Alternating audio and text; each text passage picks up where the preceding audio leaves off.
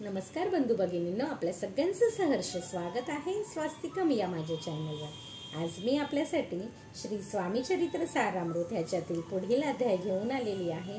आणि हे सारामृत हे मराठीमध्ये आहे, पण ह्याला आणखीन जितक्या सोप्या शब्दामध्ये समजवता येईल तितक्या सोप्या शब्दामध्ये मी सांगण्याचा प्रयत्न करणार आहे। आणि स्वामी चरणी एकच प्रार्थना, स्वामी तुमच्या ज्या कुठल्या भक्तांपर्यंत हा व्हिडिओ पोहोचवायचा असेल त्यांच्यापर्यंत हा व्हिडिओ नक्कीच पोहोचू दे। आणि माझ्या वाणीवरती सरस्वती येऊन तुमची जी वंदना आहे, तुमची जी ख्याती आहे ही प्रत्येक व्यक्तीपर्यंत पोहोचू दे, हीच तुमच्या चरणी प्रार्थना।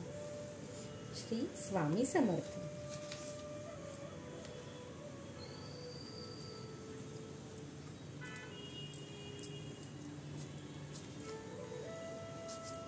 अध्याय 6। श्री गणेशाय नमः। धरुणी शिशूचा हात अक्षरे पंडित लिहिवित। जसा शिशूचा लहान मुलाचा हात धरून पंडित त्याला लिहायला शिकवतात, तैसे हे स्वामी चरित्रामृत स्वामी समर्थ वदविती। तसंच हे स्वामींचं चरित्र स्वामी स्वतःच वदवितात। मी केवळ मतिमंद, केवी वर्णू चरित्र अगाध। मी तर खूपच मतिमंद आहे, म्हणजे खूपच कमी बुद्धीचा आहे, आणि मी हे ह्यांचं इतकं महान चरित्र कसं काय सांगू। परी माझा हा छंद स्वामी समर्थ पुरवतील, पण माझी ही जी इच्छा आहे ही स्वामी समर्थ पुरवतील। ज्यांच्यावर प्रसादे करून मुढा होई शास्त्रज्ञान। ज्यांचा वर्ध हस्त म्हणजे त्यांचा जर आशीर्वाद असेल तर मूढ म्हणजे जो मंदबुद्धी सुद्धा आहे तो सुद्धा शास्त्रज्ञ होऊ शकतो। त्या समर्थांचे चरण वारंवार नमतसे। त्या समर्थांचे चरणी मी वारंवार नमन करतो।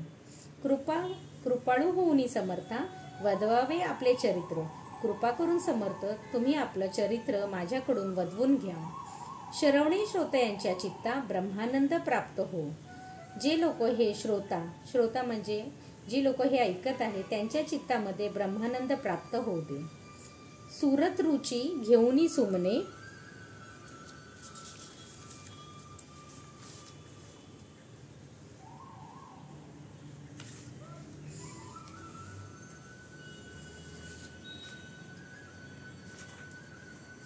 सुरत रुची म्हणजे दैवी जे वृक्ष आहे त्याची सुमने म्हणजे त्याची फुलं घेऊन त्याशीच अर्पावे प्रीतीने। त्याचीच फुलं, त्याच्याच वृक्षांची सुमने म्हणजे त्याचीच फुलं घेऊन आपण त्यालाच अर्पण करावे प्रीतीने। झाला ग्रंथ स्वामी कृपेने त्यांच्याच पती अर्पिजे। स्वामींच्या कृपेने हा ग्रंथ होत आहे आणि त्यांच्याच पदी हे अर्पण करत आहे।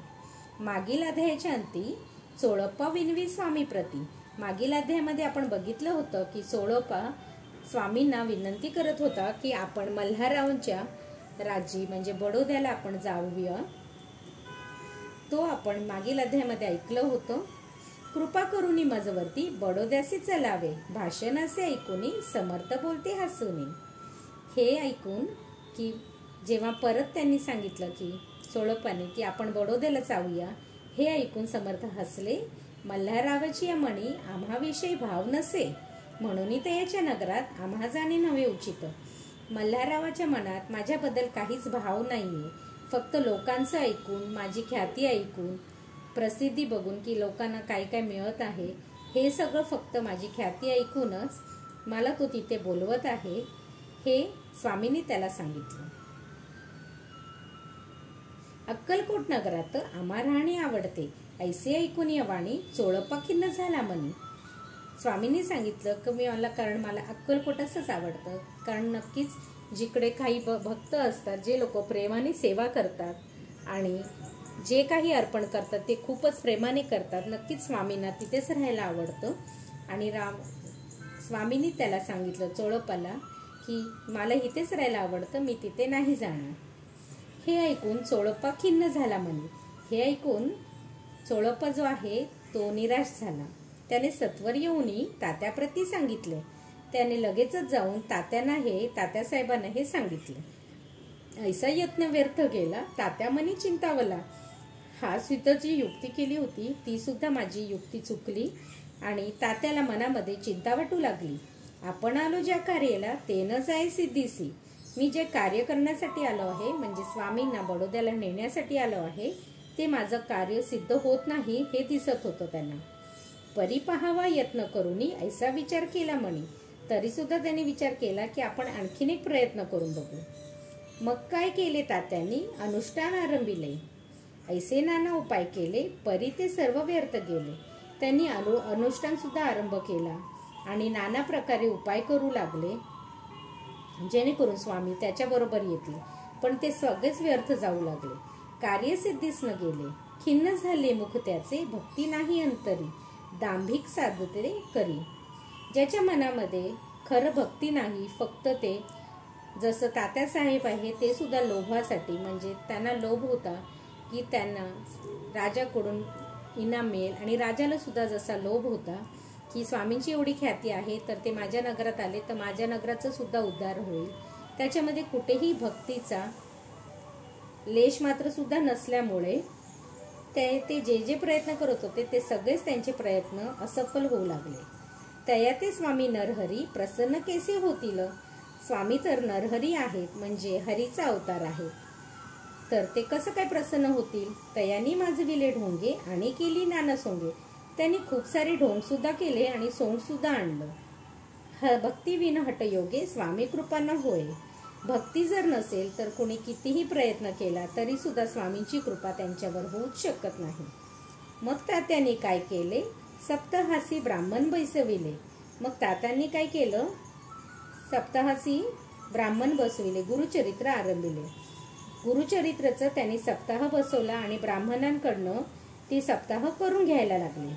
व्हावायसी स्वामी कृपा परितयाच्या वाड्यात, कधी न गेले समर्थ, ताता झाला व्यग्रचित्त. हे सगळं ते त्यांच्या वाड्यामध्ये, अक्कलकोटामध्ये जिथे ते राहिले होते वाड्यामध्ये, तिथे ते गुरुचरित्राचा सप्ताह करत होते ब्राह्मणांना बोलवून. तरी सुद्धा समर्थ स्वामी तिथे कधीच गेले नाहीत.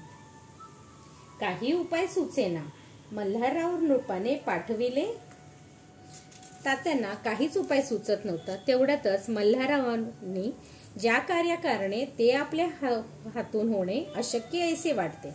मल्हाररावांनी त्यांना निरोप पाठवला की तुम्ही जे कार्य हातामध्ये घेतलंय ते मला अशक्य वाटत आहे. आता जाऊनी बडोद्यासी काय सांगावे राजव्यासी.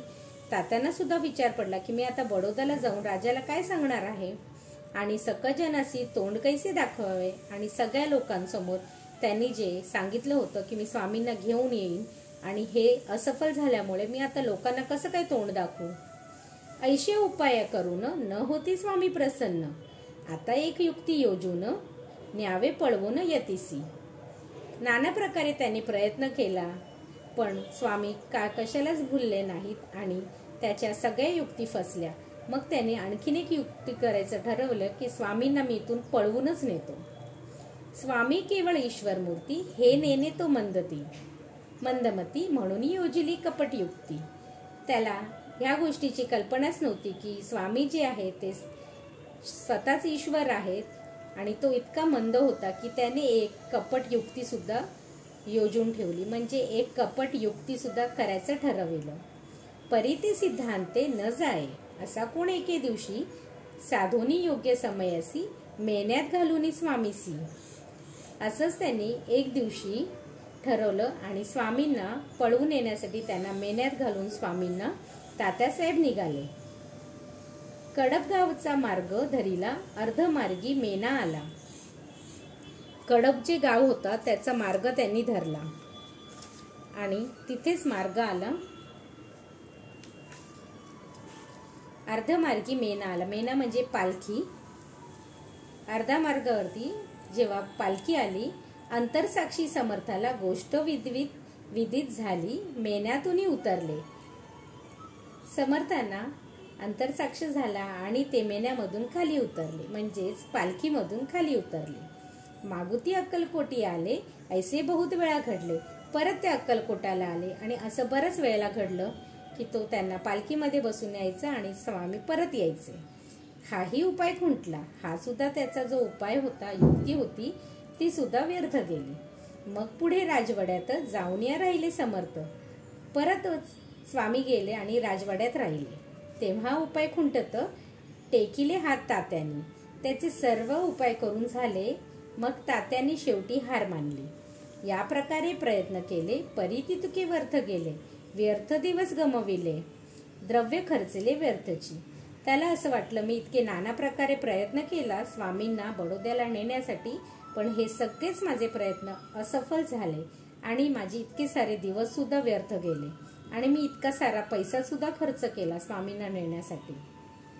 मग अपयशा ते घेऊनी बडोद्यासी आले परतुनी. समर्थ कृपा भक्ती वाचूनी अन्य उपाय ना होय. हे सगळं करून त्यांना पश्चाताप झाला आणि त्यांना असं वाटलं की आता मी हे काम नक्कीच करू नाही शकत आणि ते बडोद्याला परत गेले. समर्थाची भक्ती जर नसेल तर कोणीच कुठलंही कार्य करू शकत नाही. परी मल्हारानुपती प्रयत्न आरंभती पुढती. सर्वत्रांची विचारती कोण जातं स्वामीकडे. मल्हारराव जे राजा होते त्यांनी परत प्रयत्न करायचं ठरविलं आणि परत त्यांनी सर्वांना विचारलं की कोण जाणार आहे आता स्वामीकडे. तेव्हा मराठा उमरराव यशवंत तयाचे नाव नृपकार्याची धुरुनी हावं आपण पुढे झाला. मराठा उमराव जो होता ते आता मराठा उमराव यशवंत त्याचे नाव. मराठा जे उमराव होते त्यांचं नाव होतं यशवंत. ते राजाच्या पुढे आले आणि राजाला म्हणाले की हे कार्य मी करेन. स्वामी कारणी वस्त्रे भूषणे धन आणि अमोल रत्ने देऊन त्याजवळ रूपाने आज्ञा दिली. त्यांनी स्वामींसाठी खूप सारी भूषणं म्हणजे दागदागिने धन रत्न हे सगळं देऊन राजाने त्याला तिथे पाठवलं. तो येऊन अक्कलकोटी घेतली समर्थांची भेटी. वस्त्रे अलंकार सुवर्ण ताटी स्वामी पुढे ठेवीत. अक्कलकोटास येऊन जे यशवंत होते त्यांनी स्वामींपुढे जे काही आणलेलं होतं धन रत्न सगळं वस्त्र अलंकार ते सगळं स्वामींच्या पुढे ठेवलं.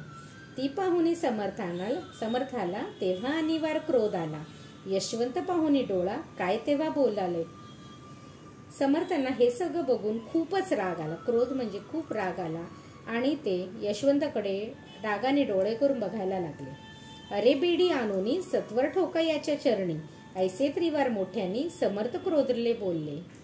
त्याच्या पायाला येऊन बेडी ठोका म्हणजे त्याचे पाय बंद करा, पायाला काहीतरी बांधा असं रागामध्ये येऊन स्वामी बोलले. क्रोधामरुद्र पाहुनी यशवंतराव भियाला म्हणे. स्वामीनं इतकं क्रोधामध्ये बघून यशवंतराव थरथर कापू लागला, घाबरला. पळाले तोंडचे पाणी लटपटा कापू लागला. त्याच्या तोंडचं पाणीच पळालं आणि तो खूपच थरथरू लागला. मग थोड्याच दिवशी आज्ञा आली यशवंतासी. मग थोड्या दिवसांनी परत यशवंताला एक आज्ञा आली. सत्वर यावे बडोद्यासी तेथील कार्यसी सोडून.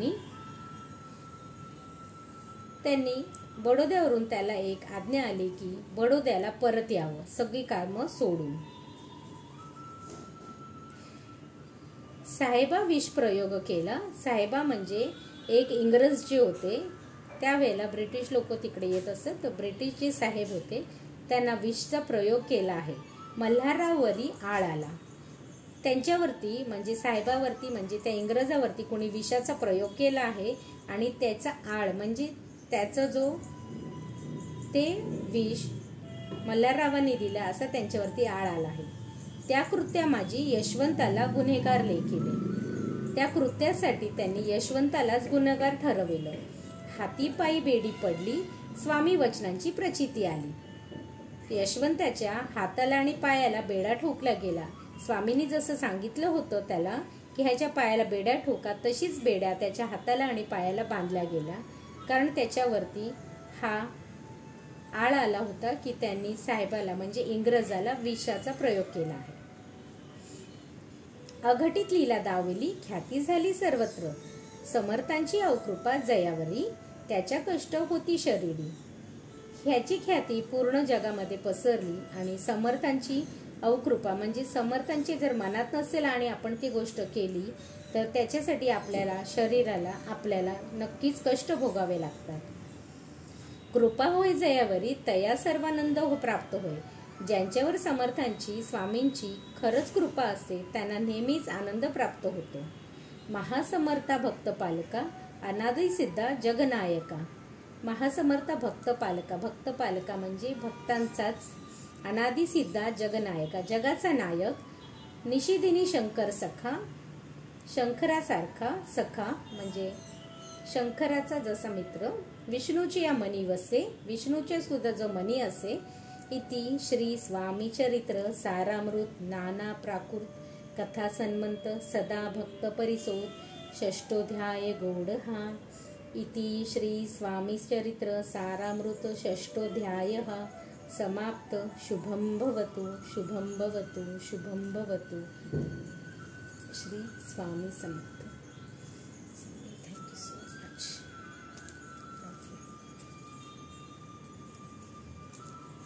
श्री स्वामी समर्थ.